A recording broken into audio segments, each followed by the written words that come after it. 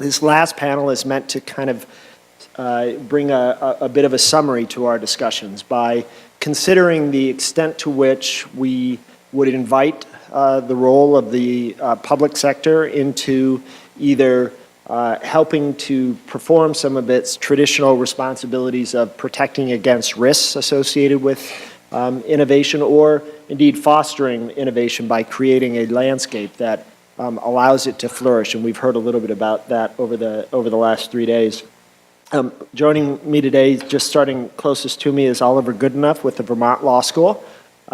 Next to him is Amar. I'm not allowed to say his last name because I'll mispronounce it. From Tufts University, and down at the end, Chris Brummer from the Georgetown University Law School. All of these, three of the four of us, I guess, are lawyers. We have three from the academic world, and so I'll give a bit of a perspective to open up, and it'll be fairly short, focusing on perhaps the role that the public sector might have in thinking about how we think about regulating in a world where financial technologies innovate at lightning speed.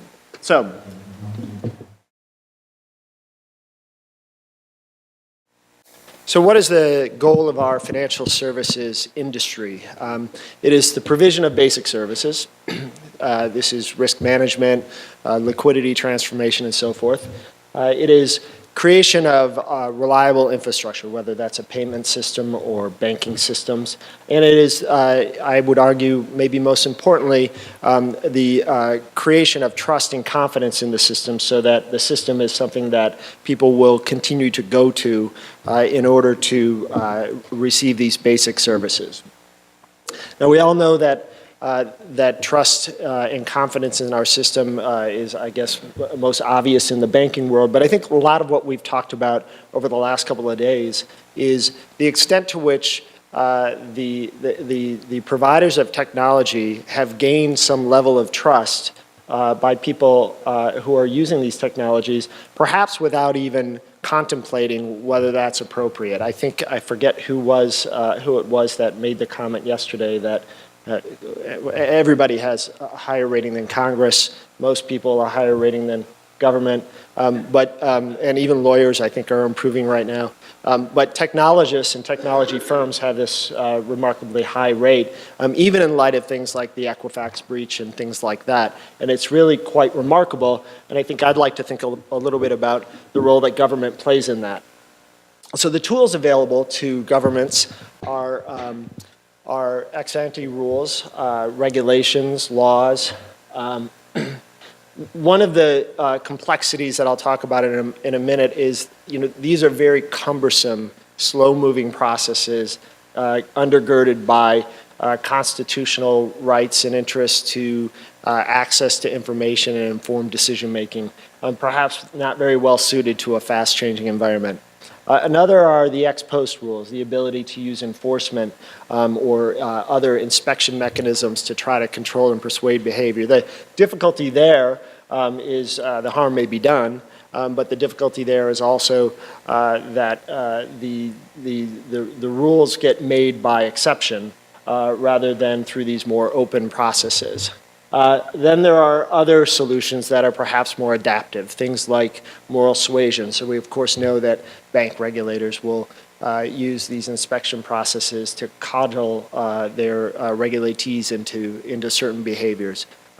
We, I think, increasingly have been talking about, well, there's certainly self-help, disclosure mechanisms, and so forth. We have been increasingly focused, I think, at this event about governance systems. I've heard many, many times people raise the existence of a governance system as an ability or a mechanism that can help bring the level of confidence and trust in whatever it is the thing is that will then drive people toward the infrastructure or the technology. I don't have the ability to look here for some reason, so I have to look up to see what I'm going to say. On the rulemaking process, a couple of thoughts about this. One, it's a very difficult process. It requires, generally speaking, governance under something called the Administrative Procedures Act. I'm sure most of you are familiar with that. public comment. Somebody before had a slide that talked about, all of these chain letters. For some reason, I think it's University of Wisconsin at Madison, there's a class when I was at the SEC that we would get 150 letters, every rule we would write from this one group of students. And you see this over and over again, that you have to parse through all of these public comments. I think the life cycle of a rulemaking is every 3 years is really the fastest opportunity to revisit a rule. A law is every 7 years.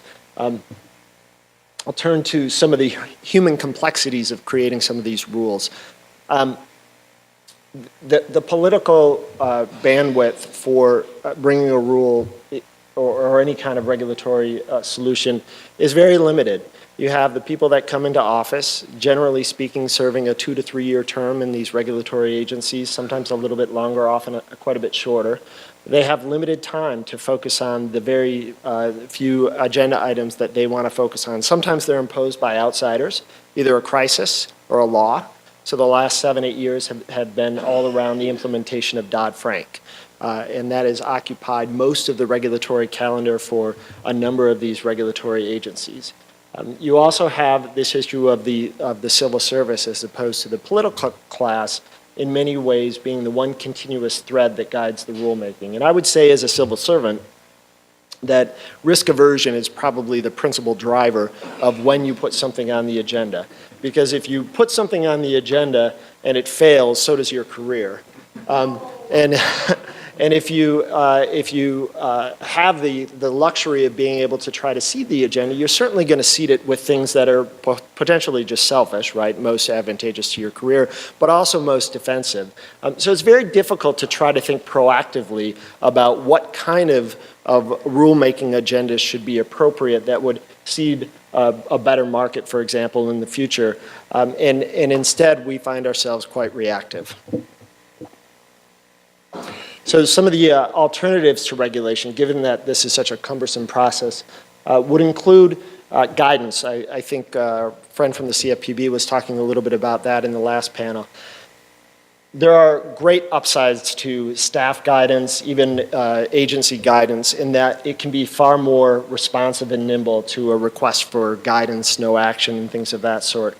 The downside, of course, is that it does avoid this process that by our legislature that created the Administrative Procedures Act, is viewed as a positive process of gaining as much input as possible to make the best set of decisions as possible. If you have no action guidance or staff guidance, you have a far more limited, highly expert, but far more limited group of people making decisions that ultimately, even if they're narrowly tailored around the specific institution that has sought the relief, the lawyer's bar will get out there and make sure that their clients all know that this relief is out there, and it has the effect oftentimes of becoming something of a regulation itself. Policy frameworks, more general principles, is another approach that can be more flexible in terms of fostering a more innovative environment. Doing nothing in sort of a wait-and-see environment. And I think Elizabeth talked a little bit about that with the FSB principles on fintech. That approach has been, look, we see potential risks here, but we don't think we're going to do anything yet. We're going to rely on typical or existing rules and enforcement mechanisms to be able to control against the kinds of risks we see as possible, and we'll monitor closely. And then governance frameworks. And a brief word about, so anybody that's ever seen me in front of a microphone knows that I don't pass up an opportunity to talk about the LEI, which is the legal entity identifier. And it's like a barcode for financial companies. As of today, about 750,000 entities around the world have an LEI, largely in part because of two authorities. One, the US CFTC, which required that you get one in order to do a swap in the US, and one because of the European Securities Market Authority, which is now, as of January 1st, requiring under MiFID II that you get one before you engage in any kind of a trade.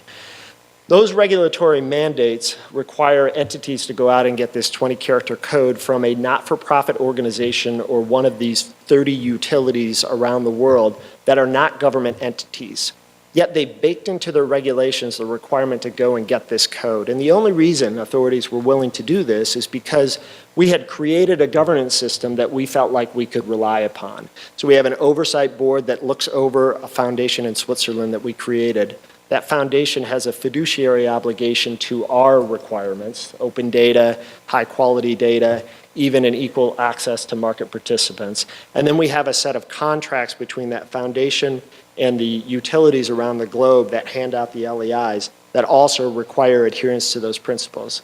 So there's an example where the public sector working with the private sector was able to create a governance system that we then could rely on to the extent that we were willing to write it into laws that we can't change for 3 or 4 years, and know that the private sector could provide this solution in a more flexible way, but on an ongoing basis.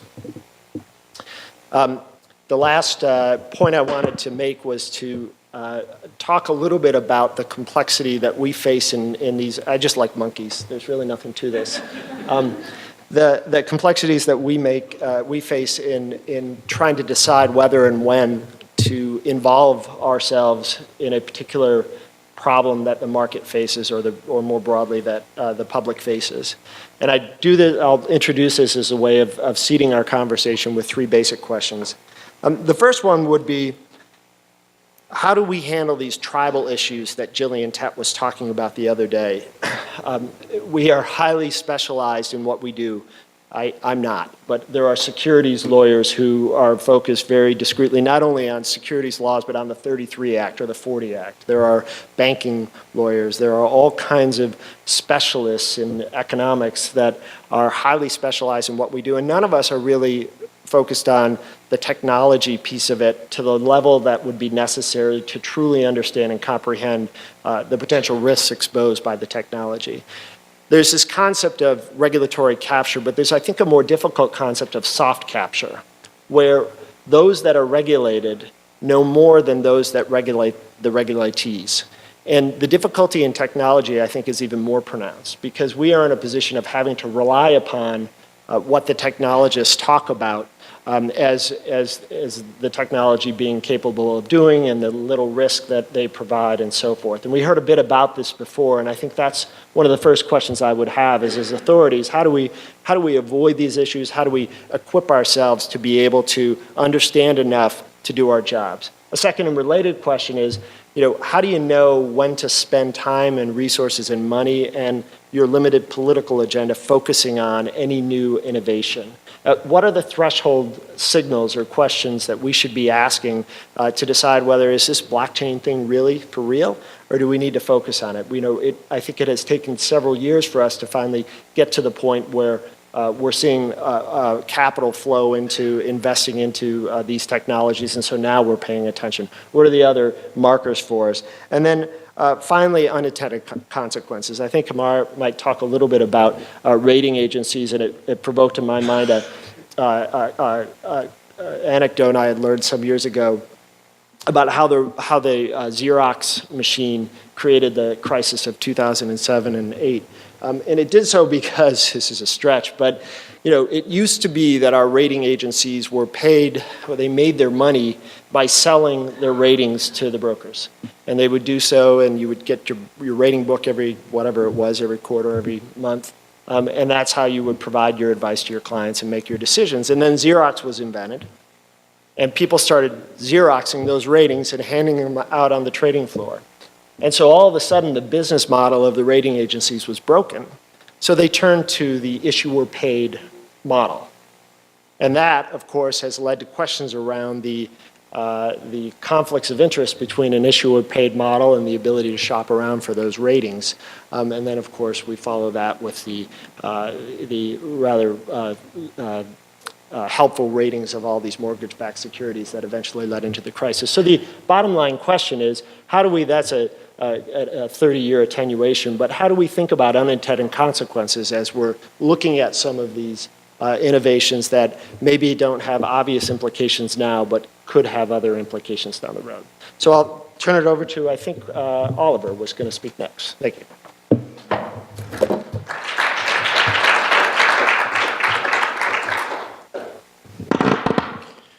Thank you very much. One of the things of following Matt is you've got to always readjust the microphone down if you're my height. I'm going to talk to you today about sort of 2.5 principal points, a little background and 2.5 principal points. When the machine comes up, you'll see that the 2 principal points I'm going to make, one of them is to explore the notion of generativity as a lens to look at regulatory processes through. I'm not going to suggest it's the only piece we should look at, but it's certainly one of the pieces.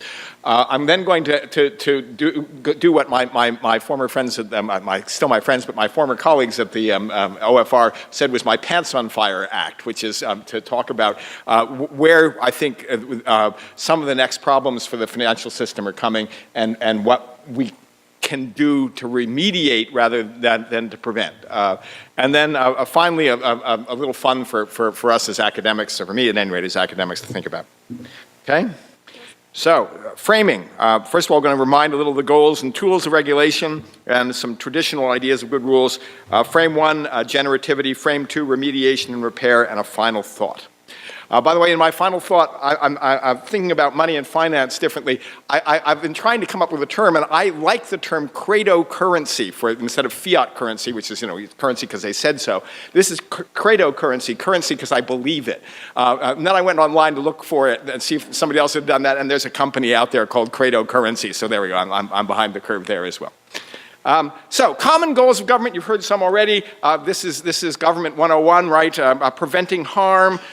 Providing an institutional framework for private creativity. That's a piece I'm not going to talk so much about today, but it's a key element in the government's role with all of these financial innovations. For instance, in Vermont, where I'm from, Vermont passed the first blockchain evidentiary recognition bill in the United States, which I had a modest role in helping to draft, and with the goal of enabling this stuff. Okay, yes, blame us. And indeed, the legislature there is thinking about what else it could do to help put an enabling wrapper out there for some of these financial innovations. Again, I'm not going to talk so much about that, but we should never forget that that's a piece of what government does, is that it helps these things have frameworks within which they can be reliably pursued. Raising public revenue, got to get taxes. In Vermont, again, we're talking about legalizing marijuana, partly so we can tax it. If you put a regulatory structure on fintech, you can do some of the same thing. If we had an enabling structure for cryptocurrency, should Vermont take its taxes in the cryptocurrency? If you layer it on as a charge, you're shaking his head. No, if you layer it on as a charge like mining, and create new currency and it goes straight to the state, maybe that makes, I don't know. Anyway, we'll talk about that later. Protecting existing interests. This is the capture piece. It's not just capture. We do sometimes intend to protect existing interests because damaging them can be difficult. Mitigating wider and secondary effects, clearly. Systemic concerns, the Office of Financial Research particularly tasked with that, thinking more broadly about harm. And then this notion of repair and remediation, which I'm going to come back to occasionally. And then with that set of kind of goals in mind, what are our tools? As Matt has already said to some degree, we have a set of ex-ante regulatory tools where we can put in requirements and prohibitions and filings and approvals and qualifications and best practices and all of these ways of sort of putting different shapes of hurdles in front of the activity itself that you need to come at. And then we can also think about ex post regulation and outcome linked often. If something goes wrong, then we'll come in. You take care of making it all right, but if something goes wrong, guess who's on the hook? But even there, we've got nuances. We've got civil liability. We've got negligence style liability. We've got strict liability. We've got, as we'll see in a little bit, the corporate limited liability. All these different approaches to it. You can have criminal liability. We tend not to invoke that much in the financial industry. The meltdown could have led to a bunch of prosecutions, perhaps, and didn't. One can argue back and forth about the effect of that on the moral hazard calculations. Anyway, it's out there, except in cases of really sort of intentional fraud. I think in the financial industry, we rarely see them invoked. And again, repair and remediation is an ex post kind of effect. Now, traditionally, when we're considering what is a good rule, what is a good rule? The classic sort of economic calculus that has often come in has been one of optimization. We have a risk-benefit analysis. We are seeking to internalize the costs and benefits to providers and users so that the incentive structures align properly, we think, under those circumstances. We sometimes try and avoid burdening the activity with undue kinds of burdens that would get in its way.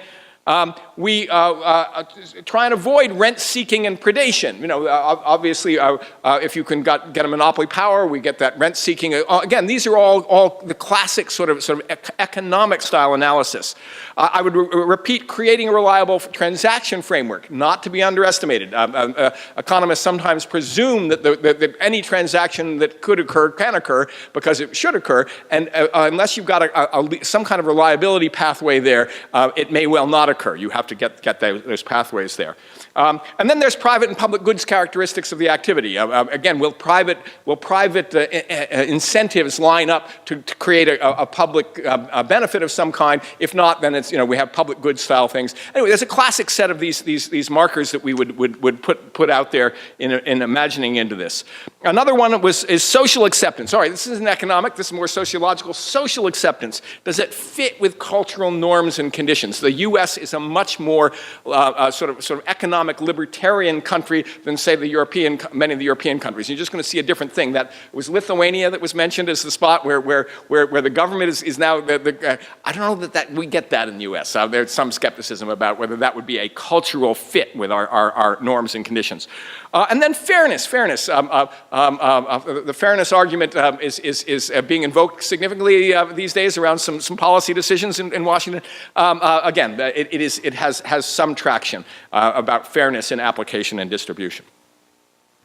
Let me ask you to think about a slightly different one. I think at any rate is somewhat different, and I've been working on this for a little bit, which is the notion of generativity. I think this is particularly important if we're going to be talking about innovation-style regulation. Why? Because Jonathan Zittrain at Harvard had an article which affected me to a significant degree, which was the generative internet. Goes back to 2006. And the criteria of generativity is essentially to have kind of open standards within which you can build something, a framework to give coherence, but the end result are things you did not anticipate when you came up with the rule. So the generative idea is that you're going to have a set of things you put together that you're just not going to know what's going to happen once you turn them all loose. For instance, his definition of generativity is a system's capacity to produce unanticipated change through unfiltered contributions from broad and varied audiences. It's not the same as efficiency. It's just not that same thing. It's, again, it's a capacity of a system, not the motivations of actors within the system. Okay, I have the motivation to fly. If I could do some physical thing and fly to the back of the room, I would be, millions of dollars would flow my way. I have a huge motivation to do that. I don't have the capacity. And again, systems that are open to new stuff is a capacity of the system rather than a motivation of the individual players within it. So again, we're talking about a kind of a capacity thing. So it's not the same as that. What are some of the examples of this? We see many instantiation. Genes have this. Often it's building block style things. The genetic building code gets us, it gets little microbes, it gets all of this. When the 4 DNA elements came into being, however that happened, the humans were not yet, or elephants or whatever it is, were not yet anticipated. Language has this. Language, the recombination of nouns, verbs, etc. within a grammar have the capacity to do things. I can make a sentence here in front of you which no one has ever said before. And it taken me a minute to think about microbes eat donuts on Sunday. Maybe someone said that, but maybe not. But you can do stuff with that which you did not anticipate when you started up. Law actually has a lot of this. Not necessarily the regulatory side so much, but private law. I teach corporations. The corporation is a hugely generative legal structure. When the corporation was initially done, people did not anticipate, a bunch of the stuff that happens in preferred stock, but the laws made it possible and people could do it. Contracting. Contracting is this all over the place, right? People are sticking together obligation sets. Constitutions actually are generative documents typically. I'll have that argument back with some of my friends with another philosophical view of them, but I view them as being purposefully generative, that we can create things we didn't anticipate when we started out. Internet, as Zittrain says, is that way. Finance has a lot of these properties, partly because it rests on contract and corporation. It has that ability for people to stick the building blocks together. The Lego of finance can be put together in new ways, and poof, you've got something else that you didn't fully anticipate. And that's partly its genius, right? And partly its danger. Because generative systems have dangers. They're less stable than locked down systems, right? Because they inherently are supposed to be less stable. They're supposed to be open to things you didn't know were going to happen. The new may be accidentally damaging. Ooh, where did that come from? This is your unintended consequences piece. If we open to generativity, we are open to unintended consequences. We can try and anticipate, but the entire ethos says we are going to open to stuff we didn't know what was going to happen. Secondly, the new will be disruptive. That's the intended consequences. The new will be disruptive. It will be at least disruptive, even if not damagingly so. And the possibility of predation increases. Zittrain wrote a book called The Future of the Internet and How to Avoid It, in which he was basically arguing that we were going to retreat back from this open structure, which was full of the opportunity for predation, and back into more regulated and constrained and guarded kinds of structures, because the predators were going to figure it out faster than we did, and we would have to retreat. And to some degree, that's been the case. And to some degree, that may be the financial systems story. I mean, think about the loan packaging before 2008. Folks who had figured it out. Not everybody, but a lot of folks were doing kind of a fairly predatory activity in that context. So anyway, we see that this generativity principle has dangers, but it also is the property is a very good one if you're trying to move the ball forward in some way, because it allows you to discover innovation and not just plan innovation. So, what do we see in our regulatory thing? I've said in the slide, I sort of skipped through a little bit. Are we wanting to think about regulatory generativity as a property to consider when we're doing this regulatory structuring that we view? Prescriptive regulatory schemes are clearly the antithesis of generativity. Prohibiting the new, most anti-generative. The precautionary principle is inherently anti-generative, because it says if you don't know what's going to happen, don't do it. That, in its rawest, most thorough version of the precautionary principle, is that, and that is directly against that. Now, if you're dealing with radioactivity or reintroducing the smallpox virus, I'm on board. I'm on board with the precautionary principle there. You're dealing with finance. Where do we go with that? It's an interesting set of questions. So anyway. You can accomplish this indirectly as well by prohibiting or burdening the risky shutting down openness in a variety of ways. Entrenchment of current practice. Motives can be good. Best practices, today's best practice is tomorrow's straitjacket. There we go. We can protect incumbents, a bunch of things there. So if we're trying to create generative rules, we need to favor ex post over ex ante, probably. I mean, these are just some principles to think about, because ex ante tends to shut it down. Ex post says, okay, do your worst, and by the way, if it doesn't work, then we'll get you. Create positive frameworks, tax, as I said, create sandboxes and other permissible innovation spaces with low intervention. In ex-ante rules, create safe harbors, industry oversight and rule structures. The no action letter might fall in here as a relatively low burden piece. In ex post, punish negligence and fraud rather than well-intentioned mistakes. And then business judgment and limited liability, we see already in corporations laws doing that. Are we too uncomfortable? Feel better, the next crash will happen anyway. All right, it's because it's just going to happen. All right. What's the regulator to do? What should the industry ask it to do? We can say, no tech. Well, that's not going to happen. So we can seek to prevent it. And yes, please, let's try and do the best we can. But I also say we should add a focus on remediation and repair. Why? Because I've heard some of the folks at Treasury talk about the fall of 2008 and the early 2009, and it was like, what can we do? What's there? They go home and read the regs and go, oh, we can do this, and then they come back and try it. I'm really going to urge the regulators in the room to think in advance about a financial, fintech-based crash. And I know people are doing some of this. I've heard that the Treasury is actually doing some of this. It's cool. I encourage it to do more. I anticipate it. Scenario development, gaming and simulating, malicious and accidental. Plan it out. See what's happening. And then develop responses that would be suitable to those, and then get the response authority so it's the legal power to act in that context and do it in advance, rather than running around when everybody's pants are on fire and trying to figure it out. Now, you're not going to be perfect at this, but if you set up, get congressional and regulatory authority to do some of this stuff that you're going to need to do when this does happen, it would be a good idea to plan that way. Think about Ethereum and the hard fork. Right? Ethereum had to do a hard fork, right? That was when they said Thursday didn't happen and we're over here. Okay? And we may have to do that for elements or indeed the entire financial system when something happens. Why? Because already, as has been discussed, the Trojans are sitting there in the SWIFT system. You know that. I mean, the SWIFT system's got Trojans from folks who could be potentially our adversaries, and when the time comes, they're going to hit the button, and all the money is going to go to I don't know, someplace else, right? And when that happens, we've got to have the legal authority not to sit around and go, but instead to say, oh, that happened. Okay, the legal authority is that day didn't happen. SWIFT, you're just sorry about that. We're back there. We're going to do something else. So anyway, that's my second point, is we need to be ready for that. And the final thought is that the new models for money and finance and fintech are just fabulous in what they're providing me as an academic. I know they're dangerous to whatever they're providing the rest of the world, but me as an academic, they're so cool because we're actually able to really rethink the special role of money and currency, among other things. All these finance things, they're open up again.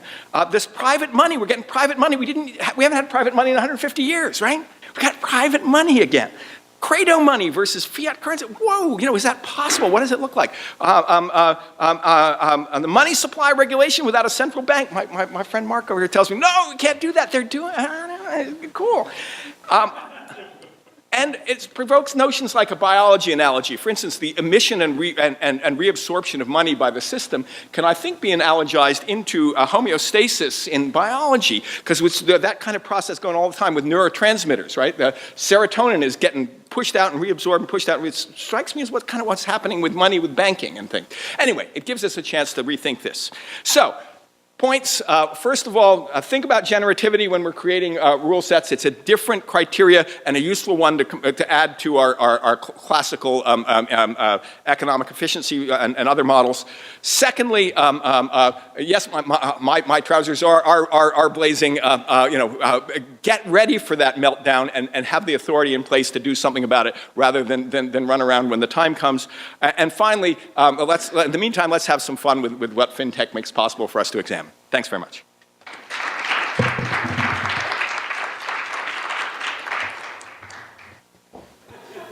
So,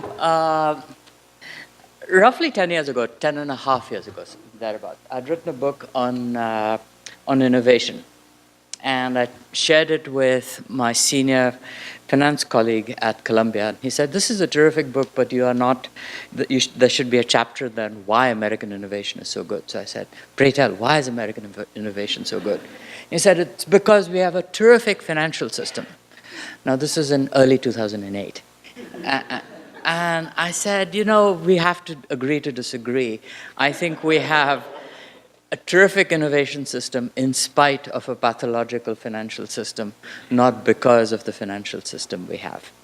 And I am sorry to say that the pathologies which I had in mind then have not gone away in the last 10 years. And many of the innovations that you see in fintech, fintech has become sort of a catch-all phrase for practically anything, have to do, are a reaction to this foundation, this pathological foundation, which has been in place for the last 10, 20, 30 years. The view I'm going to offer is not a mainstream finance view. So let me start with someone's view, which is sort of quasi-mainstream. And I take this from Raghu Rajan's celebrated 2005 speech. And it was prophetic because he pointed out that there were significant misalignments of incentives, and these incentives were systemically dangerous, et cetera, et cetera. But if you go through that speech carefully, you'll find that there's a second part to it. And the second part to it celebrated the developments in finance that had taken place over the preceding 30 years. And essentially, does this go forward on that one? Essentially what he had said was, over the last 30 years, we had witnessed a revolutionary technology-led transformation of finance. And the revolution had entailed turning virtually all financial transactions from being relationship-based to transactions-based in an arm's-length anonymous market. Raghu attributed this change principally to exogenous information technology and financial technology advances. And he basically said regulation, that's just basically has played an accommodative role, particularly deregulation. And so sort of these exogenous changes came first, deregulation accommodated to it, and therefore we got this change. And he said this is a fantastic boost to entrepreneurship and economic growth. And oh, by the way, there are also some malaligned incentives. I disagree with most of this. There certainly has been this revolutionary change. I do not think it has been led by exogenous technological changes. I don't think it has been led by exogenous changes in finance theory. It has been led by regulation. And it can only be undone if it needs to be undone by regulation. So here's my view of the world.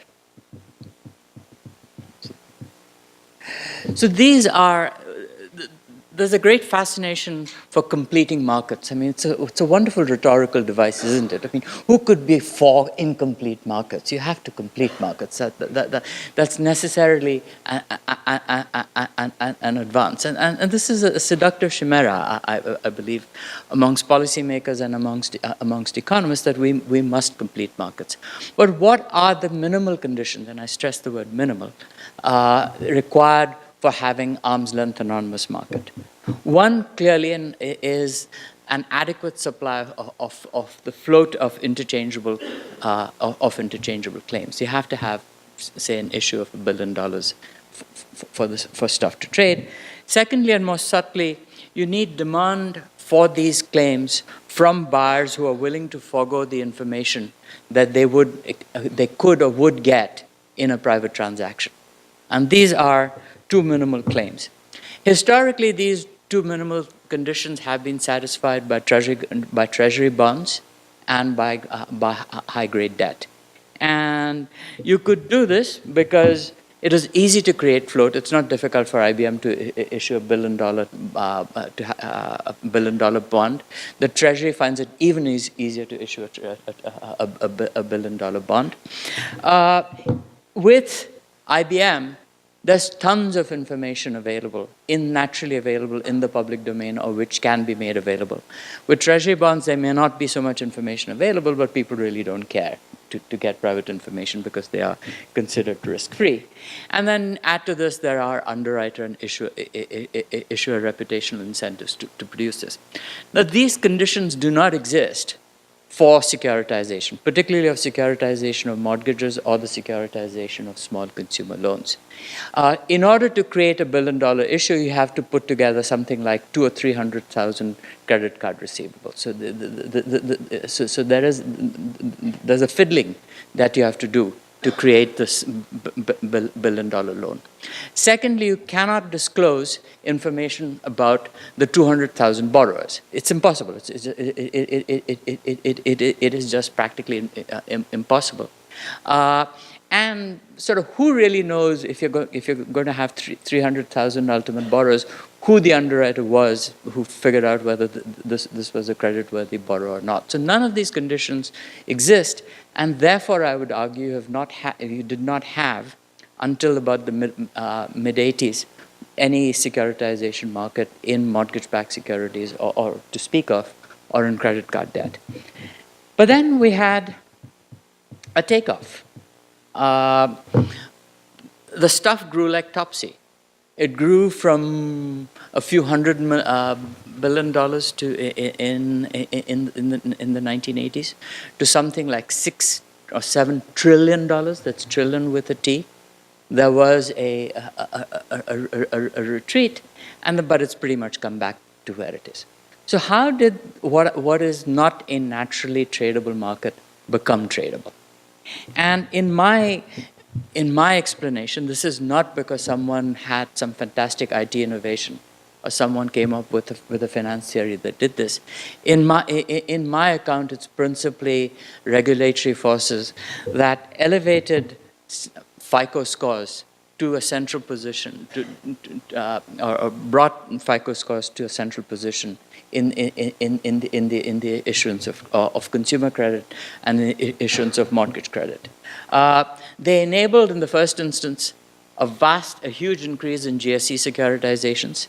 Those of you who are familiar with the history of GSEs, it was roughly in 1995 that the GSEs went from underwriting standards which are based on thick underwriting books to virtually exclusive reliance on FICO scores as the principal yardstick of borrower creditworthiness. More subtly, they have mitigated the problem of information problems in issuing credit card debt and car loan debt, etc. Because essentially there's no information asymmetry problem. If the credit card issuer says, look, the only thing we're going to look at about the borrower is the FICO score, and that's all we know, so we are not going to sell you our lemons. If the only thing that someone who's issuing a car loan is looking at is a FICO score, again, that information asymmetry problem completely disappears. Now, clearly, if you collect less information, defaults are likely to go up. But the investor doesn't care as long as there is an interest rate commensurate with the high rate of defaults that goes along with this reduced information. I would suggest strongly that this strange elevation of FICO scores was not the result. It's not because we are a libertarian society. It is the result of regulation. The use of FICO scores by the GSEs in 1995 was explicitly driven by the $1 trillion initiative, and the only really quick way to do this was to switch over to an underwriting process based principally on FICO scores. In consumer debt, the mechanism is somewhat peculiar. Again, to some degree, you have to attribute it to laziness. And there were and there are these fair lending laws. And the easiest way to enforce a fair lending law is to penalize anyone who looks at anything beyond the FICO score. Because if you look at a FICO score and nothing else, if you do not see the face of the person who's coming in through the door, then and you had no control over the FICO score, then that provides a safe harbor to any credit card debt you issue. And if you go through the fair lending examination guides of, say, the FDIC, they tell you this explicitly. The fair lending examiner first looks to see whether or not you're using a judgmental system. If you're using a judgmental system, you're already in regulatory hot water. Then they look to see whether you're using a customized scoring system or you're using a generic scoring system. If you're using a customized scoring system, then you have to justify that the scoring that you do is okay. And then they look at the degree to which there are discretionary overrides. If there is more than a certain percentage of discretionary overrides, or if these discretionary overrides are exercised at the level of the branch, again, you're in trouble. So what do the lenders do? They say, fine, we're simply going to look at FICO scores, more or less, and we're going to turn this into a lending machine. And, yes, so we get, quote-unquote, fair lending as a process, but we also get this massive securitization. Since I have 2 minutes, I will finally, I would say we've created enormous demand for tradable assets through an ideology that favors pay-as-you-go, that has gone from pay-as-you-go savings to a system that says you must save for retirement. And this has principally been done through ERISA. And ERISA says you have to fully fund your pension plans. And interestingly enough, ERISA also very strongly leans on fiduciaries to invest in tradable diversified assets. But in the natural course, there are only so many tradable diversifiable assets available. And this has created a huge incentive for Wall Street to produce tradable assets which did not exist before.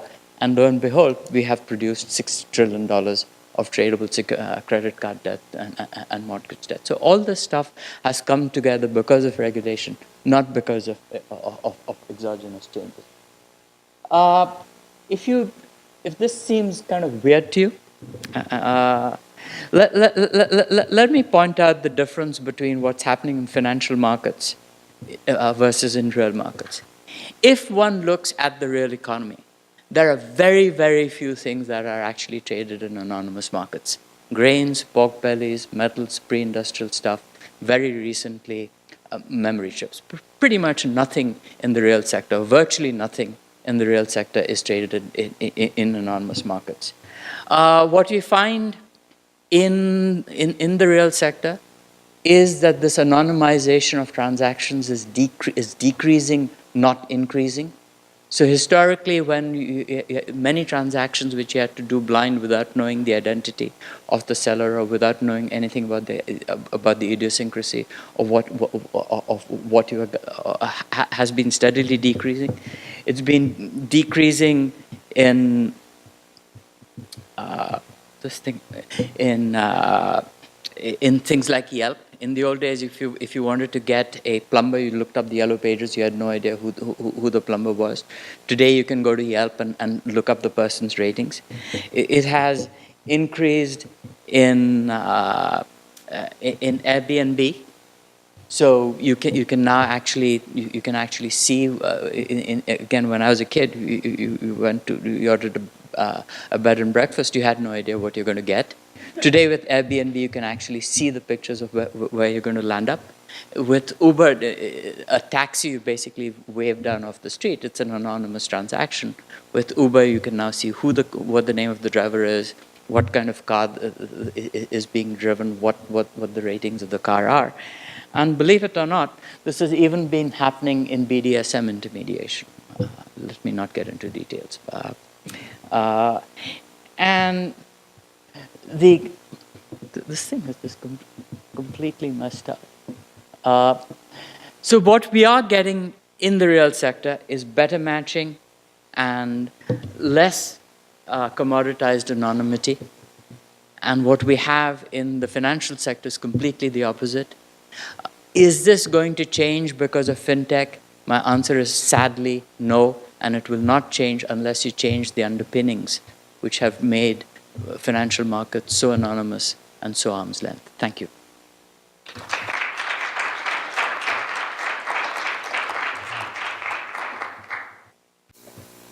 So what I think is particularly funny is that Matt mentioned the fact that I was a big proponent of slides.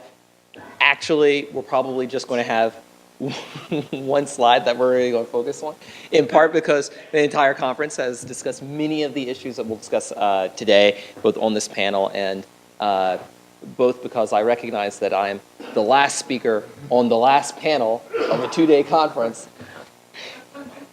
Despite what you believe, there is self-awareness with academics. And so we're just going to really make this fast by concentrating on... Oh! There's also a certain irony when during a fintech conference there are problems with PowerPoint. Okay. I can use my fingers. Okay. Okay. So my comments today are going to be based off of a paper. I guess there will be 2 slides. I'll tell you how to where to get it with my co-author, Yashiata, who's back there. And it's a paper called The FinTech Trilemma. The FinTech Trilemma. And the idea behind the trilemma besides the fact that it's in today's world of artificial intelligence and that human beings can't really remember more than 3 digits to their telephone numbers, we thought that there were effectively 3 critical elements to rulemaking when thinking through why exactly is it so difficult for regulators, for financial regulatory authorities and others to come up with a suitable regime for dealing with financial innovation and financial technology. One of the questions that you've heard over the last 2 days is, amongst the many questions are, number 1, how do you regulate fintech? Number 2, how do you create a regulatory regime that's adaptable enough to engage ever-changing financial innovations? Number 3, how is it that you can avoid the soft capture that Matt had mentioned for this panel?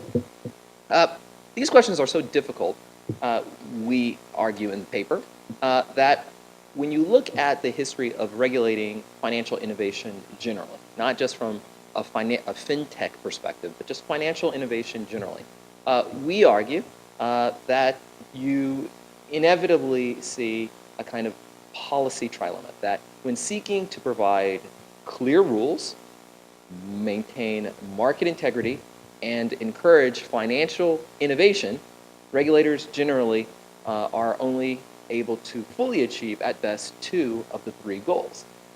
For example, encouraging innovation by simplifying rules to expand access to financial markets has typically created risks for market integrity, where rules are designed, for example, to ease barriers to entry and lower compliance costs to encourage financial innovation.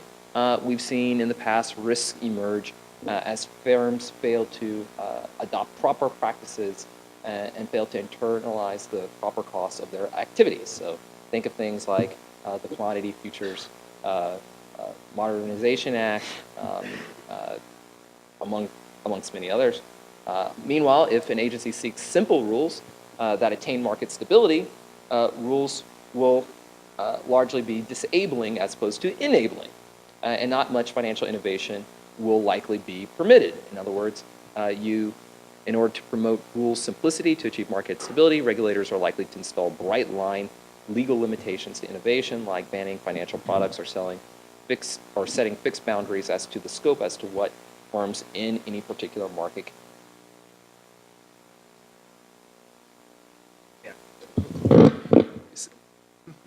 Someone's asking me to actually talk louder. You don't always see that. So I'll just to repeat the big idea. Again, if regulators or if an agency seeks simple rules to attain market stability, rules will be often more disabling as opposed to enabling, and you won't see too much financial innovation. In other words, in order to promote rules simplicity, simple rules, and in order to achieve market stability, regulators are likely to install bright line legal limitations to innovation, like banning financial products or setting very discrete boundaries for the scope of permitted activities, regardless as to how much technological advancements are made. And then finally, and some people would argue that different kinds of rules, historically, you could see Glass-Steagall fitting in some parts of it. But finally, if regulation wishes to enhance market integrity and to maintain financial innovation, any rules that regulators will ultimately devise will inevitably be very complex, and usually to match the intricacies of new financial technologies. So the jury's still out, still relatively new. Dodd-Frank could be considered somewhat complex and falling in that particular category. So you end up with a little bit of a trilemma, right? Because everybody wants to hit this very interesting sweet spot where you can achieve all 3, but at least historically, if you're thinking about achieving all 3, particularly in their most robust sense, you're not able to do so. And we argue in the paper that this is not, again, a problem that you've only seen with fintech, but fintech exacerbates this trilemma. It makes it even more difficult. And it's made it more difficult for many of the reasons that we've talked about over the last 2 days of this conference. That you have a reliance on smaller, non-incumbent firms, many with very limited track records and with untested technologies, but with exciting prospects for changing the delivery of financial services and perhaps financial inclusion and other worthy goals. You also have a heavy reliance on big data in the design of fintech products, and it's not often easy to understand the exact financial or technological architecture supporting that, along with the automation of the delivery of financial services. And then finally, you have the very quick, ever-progressing changes in the market ecosystem and in technology itself, which means that innovation is changing at such a rate that it's hard for regulators to keep pace with those innovations, right? So these three aspects of fintech are combined in a way that is different, at least from historical precedent, particularly when you look at the pace of innovation and change, and when you look at the fact that non-incumbent new upstarts are effectively disintermediating traditional gatekeepers and traditionally dominant players in industries many times. So how do you deal with these kinds of changes and with these kinds of regulatory challenges? Well, again, we've heard about more than a couple from Elizabeth Jacobs. We've heard about no action letters, also from the CFPB. You hear about pilots. There are charters and licenses, and then there are regulatory sandboxes. Now, for those of you who happen to watch the regulatory politics of these kinds of things, when you discuss the different tools in the toolbox, it's a little bit of a kind of West Side Story where some people will say, no, I don't do sandboxes. I only do no action letters. Or I don't do no action letters. What I do are pilot projects. And instead of trying to demarcate and sort of demonstrate the superiority of any one particular approach, we argue that it's best to look at these approaches as really operating on a kind of a spectrum, right? And that each are dealing with either the limitations of their own regulatory and administrative mandates or the technology in question, and obviously the political priorities that different kinds of regulatory jurisdictions may have. And you go and evolve along, let's say, an ever more ambitious set of policies that I guess you could say are culminating right now in sandboxes, which tend to pick and choose and to combine various various tools like no action letters, pilots, licenses, and the like, in order to experiment, set parameters, test, and gather data and information. We'd like to nonetheless say that these kinds of strategies are useful. They should be recognized as an attempt to bridge this trilemma. They can be also viewed as a means of operating, perhaps not at the polls, but mitigating some of the trade-offs. But even these have to be supported by additional supplemental administrative strategies in order to mitigate, but not eliminate, the fintech trilemma. Amongst the kinds of tools in the toolbox that are necessary are some of the themes that I think we've already heard in the conference, but it's useful to think through, particularly in light of Matt's suggestions. We know that in order to achieve effective regulation, you're going to need some domestic agency cooperation, that is at the domestic level. At the same time, you're going to need international standard setting and a better private self-governance of emerging technologies. Now, they sound very simple, but I think that thinking about things in terms of a fintech trilemma can be a useful framework for just thinking through different kinds of problems. So just now, Matt mentioned the soft capture problem. Like, this is a real challenge. Like, how do you end up making sure that you don't over-rely on the information and the data that are provided to you? Well, that's a good question. Well, at least when you're engaging in a good deal of domestic agency coordination, you can not only compare ex ante the kinds of rules that you're setting for developing your own domestic regulatory experimentation, but you should be able to have data inputs from similarly situated market participants, and you can at least compare discrepancies, particularly that emerge within a different regulatory ecosystem. Internationally, those kinds of gains can even be even more pronounced. That is that you will be able to compare perhaps different kinds of data fields. It would be very useful to begin to harmonize some of those data fields, but you can certainly think through what kind of information that other regulatory agencies may be gathering from their own testing. And then finally, you can think through best practices in terms of not just supervision, but also the rulemaking process for those sandboxes, for those pilots, and the like. And you don't really see, to my knowledge, that much work being done thus far in this way. So when you tend to see news reports about fintech hubs coordinating and cooperating, you're not really hearing things about establishing benchmark parameters for different experiments and then sharing the useful data in a way such that there's a collaborative international, interagency coordination to gather as much information as possible for establishing best practices. If you look at the MOUs between major financial hubs, there's very rarely an enforcement.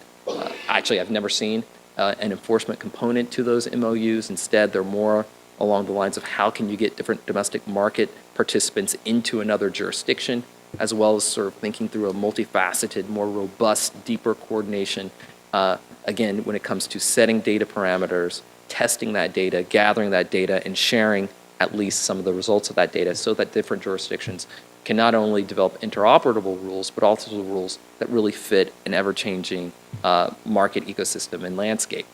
At any rate, I know my limitations, and I know I'm the last person. So if you're interested, the other oh no, okay, FinTech Trilemma.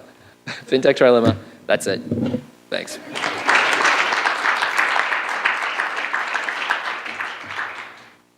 We have about 20 minutes. I think if you like, we can open it up for questions. And maybe while I'm waiting to see any hands go up, I'll ask one of the group, which is, I think it was Melissa earlier was talking about this question of when some sort of an infrastructure is developing, thinking about the extent to which you're creating a public good and want to create that kind of opportunity for a public good to develop in the role of government of that, or whether you want to allow whatever is being created to bring created with the, potentially initially a financial incentive or otherwise. I think in the paperwork crisis of, what was it, 66, when QSIP evolved, the thought was, well, we'll have all the industry get together and they'll create this way of identifying securities and we'll get rid of the backlog of the after trade activities and we'll solve that problem. And here we are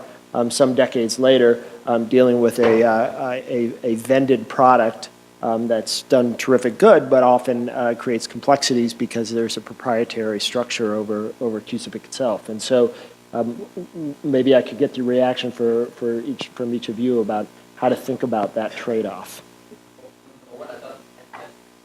First of all, I think that's a very interesting example, in part because that paperwork crisis was itself, ironically, a product of a desired shift, even before the regulatory intervention, to introduce more computerized record keeping that didn't really work out quite as well as people had intended. And it was a story of the partial and not fully integrated reg tech into your back office work. And I think that's going to be a constant challenge is how do you develop the appropriate standards and to really make sure that whatever both fintech and reg tech delivery of financial services arises actually does what people say it's going to do, and that's extraordinarily difficult. And I think it also poses real questions for today's administrative state. People don't really think about the fact that our administrative state was premised on a society in which change itself was moving at a more incremental speed. And when you think about the Administrative Procedure Act, it was just not built, right, to be able to respond quickly and to adapt quickly to these kinds of challenges. And just as you, in my view, just as you have to upgrade your supervisory practices, you also have to upgrade your administrative practices to get precisely to that question as to what your best regulatory response is going to be. And I don't want to say that's just that all this is just a question of process, but when there is no process, you have to start somewhere.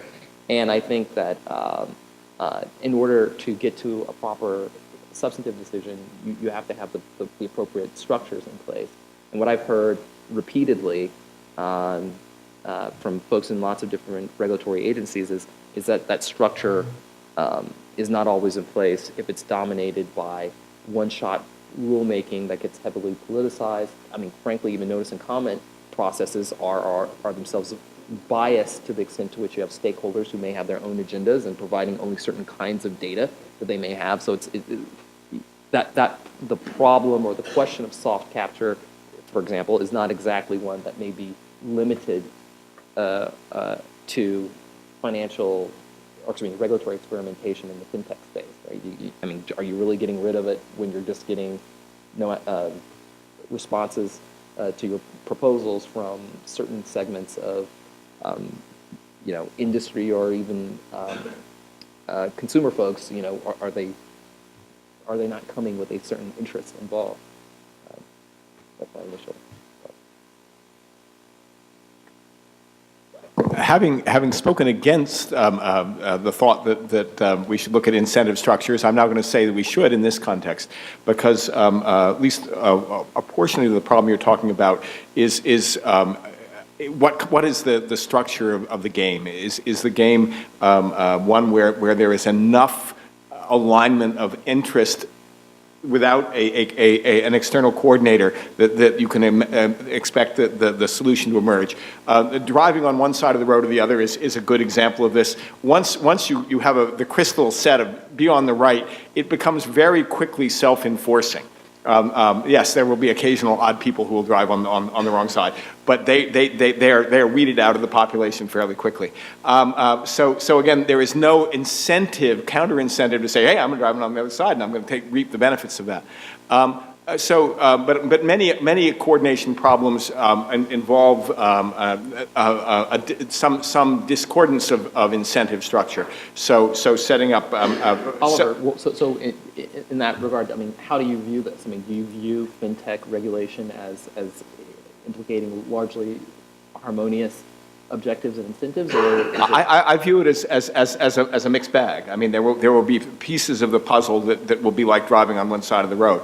There'll be other pieces of the puzzle that won't. I'm actually trying to set up in a standard setting exercise where I'm trying to help coordinate a process to set standards around the data specification for legal contracting. Which is all over the place. We're kind of in that early, word perfect word, all these different standards floating around out there, and it is a coordination problem where there is enough divergence of interest that it's not naturally occurring. So that doesn't mean you can't have a private process to bring those interests together, and that's if you talk to the folks at NIST, they're experts at where what's going to work with the private, what's going to work with the public, where you do that piece. And as you say, the metagame of will be played where folks who have actually got a stake in not solving the problem will try and make sure we don't. It's a layered process. A really clever governmental intervention can be very helpful in that. And I point to NIST as folks who are in the business of that. The financial regulators are not unaware of those problems, and at their best can hopefully do a pretty good job of that. But yeah, it's not a one size fits all to a certain extent. So I have a quick comment for Amar and then a question for Chris.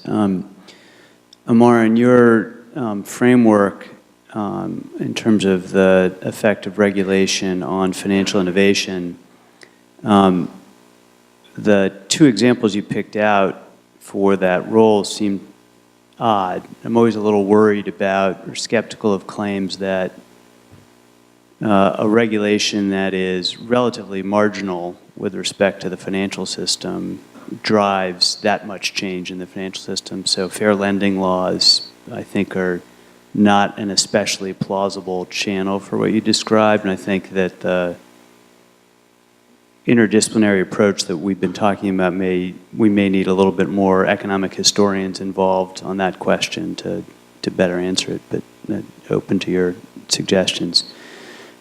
Chris, this really comes out of your comment in response to Matt's first question, which is your triangle really more like a parallelogram or some other shape? So that your three corners are all elements of what you could think of as efficacy. That is, trade-offs among a set of values having to do with whether the proposed rule or approach is accomplishing some end. But we also have lots of standards for, and this is consistent with your comment, we have lots of standards for rulemaking that are not about the efficacy of the rule, but about its legitimacy. So, is it responsive to democratic concerns? Is there transparency involved? Are the regulators accountable for enacting the rule? Much of our legal system is built on not efficacy, but on legitimacy. So maybe you could brainstorm with us a little bit about how to think about the link between that legitimacy goal and your trilemma. So first of all, everyone should know that he asked me that really hard question only because I didn't say that he hadn't solved the trilemma himself when he was devising the doctrine. And this is retaliation. So that's a extremely good point. And what the simple answer is, for the purposes of the paper, I have an answer about the paper, and then I have a larger meta question that you're asking, which is much more difficult. So the paper is an academic paper and theory paper looking at sort of these three critical sort of policy aspirations in the rule writing process. And certainly there was some frustration, I think, for almost anyone who's watched everything ranging from the implementation of financial reforms in the wake of the financial crisis to the ability of our regulatory agencies to come up to speed and to get up to speed quickly enough with really some very radical and profound changes in the financial market, in the delivery of financial services. And some folks have said, well, is this going to be big or is this not going to be big? I tend to think it's going to be big, and I tend to think it's going to be big largely because we're heading in a direction where you can have critical financial intermediaries and gatekeepers like clearinghouses potentially disintermediated by new technologies, which raises certain kinds of questions about financial stability as well as effectiveness and as well as financial inclusion. Some good, some bad. But I think that to the extent to which they encroach upon, replace, or are relied upon by these sort of critical elements in our financial market infrastructure and become part of our critical elements of our financial market infrastructure, that it's extremely important that regulators are able to get up to speed in terms of understanding exactly what they are and then in terms of what they do. And as a response to that sort of, I think, frustration, you can't help but just ask yourself, why is this the case? And what is it about particularly fintech, because it is the emerging issue of this particular policy-making cycle, what is it that makes it particularly different? And in my opinion, a lot of people say, financial innovation, it's always different. And I'm like, well, it's true, but there's a certain matrix of problems that tend to make it difficult. And so for the purposes of this paper, we identified these three elements that are sort of germane to the rulemaking process. There are three things that regulators tend to aspire towards, and we wanted to show that just getting those three things right, much less other issues, is extremely difficult. Now, when you move outside of that space into the broader questions of legitimacy, then you get into the kinds of questions as to, well, what is the language of regulation? How is it? To what extent can you? I was joked to people about the fact that who would argue that bank regulation is not very legitimate or democratic. I always asked, well, is the better alternative to ask your friends and neighbors and grandparents about the intricacies of the leverage ratio under Basel III, right? Like that is not a part of the of the normal societal discourse. And as society evolves, there is a space by which to which, I mean, you rely upon experts in order to reach sound policy goals. But the legitimacy itself has to be founded upon a certain level of transparency with elected representatives, and that just brings about sort of deeper questions, not necessarily about perhaps the Administrative Procedure Act, but about the mandates and the missions and the degree to which elected representatives visit and revisit those mandates. And I think that there is something to be said about making sure, how do you make sure that rules that are in place are responsive to the needs of society and don't become unwitting obstacles to achieving the policy goals that were ultimately used to found them. And that's a bigger question. It's not a question for the paper, but it's true. Like regulatory experimentation. How do you I'm not entirely certain how you would introduce that particular traditional concepts of democratic legitimacy into a pilot program to try to track applications of the distributed ledger technologies. I don't know. Oh, I know you didn't ask a question, but since you made a comment, I feel impelled to respond to it. I would have thought my explanation was preposterous myself 3 years ago. So and you put it more gently than I did. I would have said, what a pile of nonsense. But I've subsequent, in the last 3 years, I've done extensive interviews with lenders both in the United States and in Europe. And here's what I'm confident about, and here's what's speculation. I am highly confident that fair lending laws have significantly truncated the information that lenders in the United States collect on consumers. And I'm also highly confident that this has increased reliance on FICO scores. I see that in small business lending in the United States, where you do not have these laws, you do not have this process. I see that in Europe, where you have a different regulatory regime, the regulatory regime has pushed lenders into exactly the opposite direction to collect more information. And this is what my banker friends tell me, that we're terrified of this, and this is basically frames how we lend to consumers. The degree to which this has or has not affected securitization is speculative. And the only two things I'll say in defense of my speculation is that one, where you have a different lending process in small business lending or lending in Europe, securitization is de minimis. I can see a mechanism for why ignorance is bliss as far as securitization is concerned, which basically it means that you've taken away the securitization problem. And I don't see any other explanation. So pending some more plausible explanation for why there is $6 trillion more of securitization of a certain kind of loan in the United States when there isn't in Europe, when European issuance of traditional bonds is now on par and in some years in excess of American issuance of corporate bonds. There may be some other explanation, but I haven't seen it.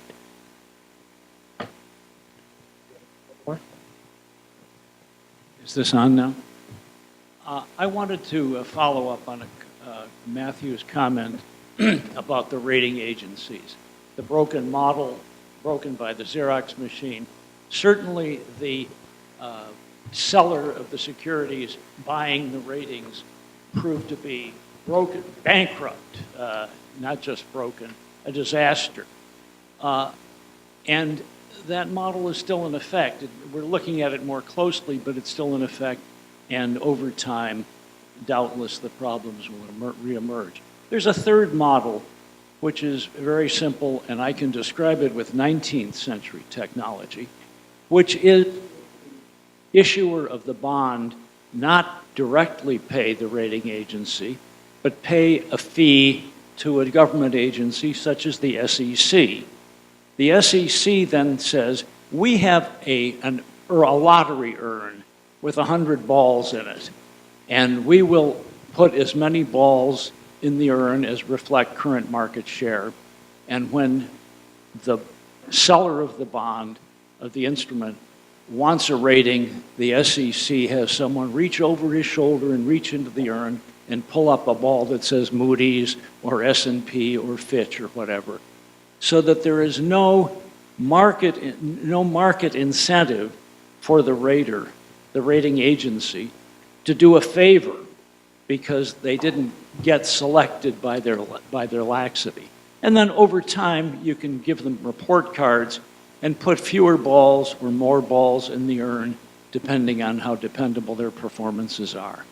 It's really quite simple. 21st century technology could improve on the description I've given through random generation of numbers, et cetera. Yeah, I was at the commission at times during the crisis and as it followed, and that particular idea was discussed. There are any number of reasons for why it didn't get adopted, but I think a number maybe having to do with the influence of the commenters and industry itself having the ability to shape the business model. You'll recall that for years there were only 3 rating agencies, and it was quite some time before that was even opened up, a fairly closed system. Can I say one quick? I mean, I heard this problem with rating agencies ad nauseum, and I'm sure that there's no question that there is an incentive problem there. But let me also say that there are exactly those incentive problems with the issuance of corporate bonds, and the incentives for rating agencies to be paid by the issuer exists in traditional corporate bonds as well. There's an underwriter incentive problem with traditional corporate bonds. That did not prove to be a significant problem even in junk bonds. So the question is, why did it show up just in this particular corner of the tradable market? And there, my explanation, preposterous as it may be, is that the problem is not with the rating agencies of people rating the issue. It was the issue of rating the credit of the individual borrowers and the excessive reliance on those FICO scores. Speculation. So it's. Could I just say, like, could you also, I mean, particularly when you get into more exotic structured products, where the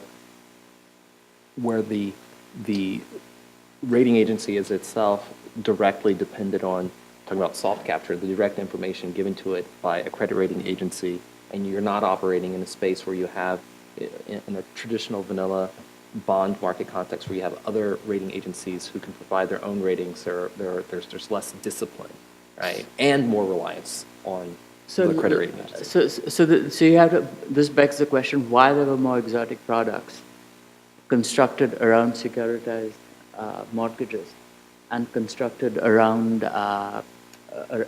credit cards, when there are not such exotic products constructed around traditional corporate, large-scale corporate loans.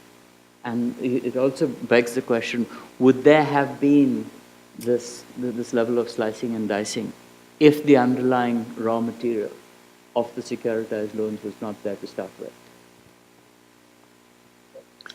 Just to build a little bit on Michael's comment on Chris's financial, or rather fintech trilemma. And Chris, I want to tell you, I appreciate that because as an economist, I've trafficked in the monetary policy trilemma, and there's a financial stability trilemma as well. So I'm glad to see that Danny there's Roderick was a third trilemma that adds to the triangle.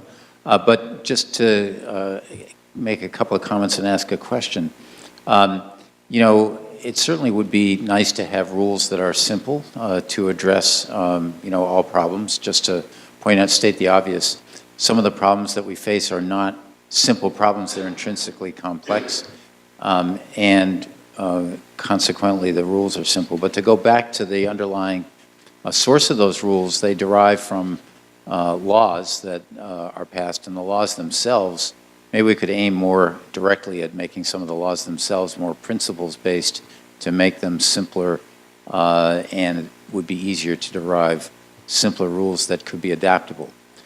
More fundamentally, you know, innovation is intrinsically dynamic, and we could also think about another leg of your triangle, market integrity, as something that evolves over time, because what was constituted integrity for markets in the last century may not be applicable to the current century as markets evolve and the mores and the standards for integrity change.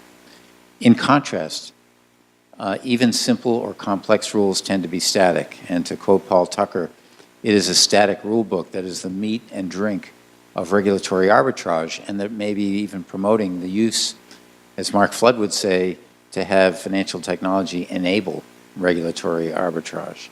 So in our quest for simplicity and rules that fit today's and tomorrow's world, should we be looking at a rule book that is more dynamic than static?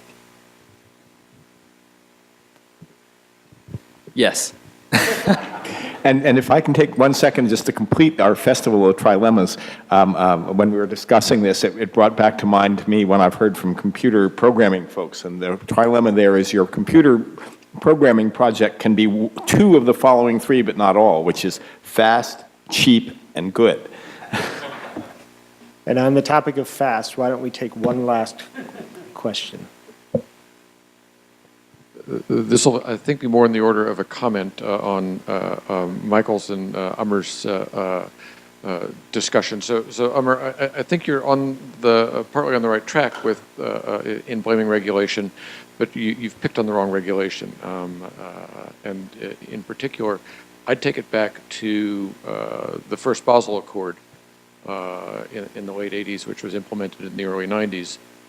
Which put 50% risk weight on mortgages, which was basically too high. It was an arbitrarily chosen number. If you're going to be charged a lot for mortgages, there's basically two obvious responses. One is to offload the mortgages, and certainly the industry did that. They started securitizing stuff off the banking book.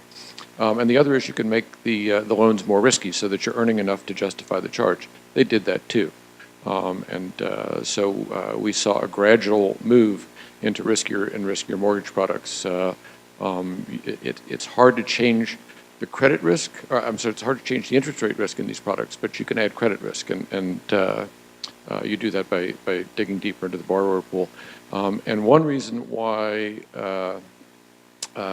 you see more securitization in the U.S. than elsewhere is because the U.S. is relatively overhoused compared to the rest of the world. We have subsidization of home mortgages, and we also have much longer term mortgages than most other countries. And a mortgage deduction for now.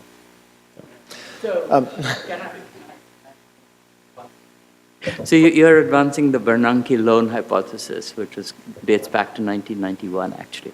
That it's all basically regulatory arbitrage. The reason I find that unpersuasive is because it was a global standard. And and why did this disproportionately hit the US securitization market when it did not have a similar effect in Europe?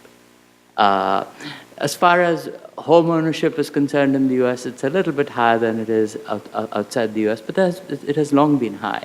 And there are other countries where home ownership is also high, and there has not been the same level, or anywhere close to the same level of securitization. And certainly, home ownership would not explain the other asset-backed securities classes, which are car loans and consumer loans. So there's something very peculiar about America which cannot be explained by either the Basel Accords or by home ownership. That's my view. Okay, so I'm going to do two things. We said we'd do things in groups of three, but I'm going to do two. First is ask you to thank the panel.